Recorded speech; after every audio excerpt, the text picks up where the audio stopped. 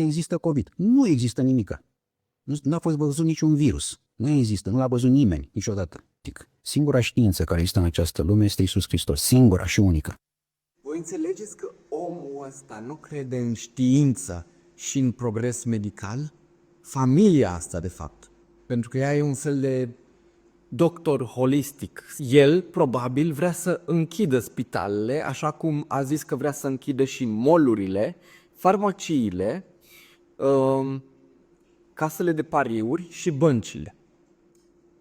Mai țineți minte lozinca aia pe care o aveam în anii trecuți? Vrem spitale, nu catedrale? Ei bine, cu omul ăsta la conducere, probabil ne vom umple de saloane holistice, de vindecare natural. Oamenii ăia care au suferit la colectiv, mai țineți minte cum erau arși și aveau viermi care se mișcau pe ei?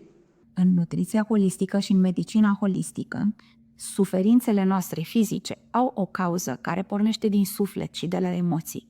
Și astfel, fiecare aliment are și rolul de a ne sprijini emoțional. Spre exemplu, cartofii ne conferă stabilitate și blochează acele emoții toxice care ne sabotează succesul în viață.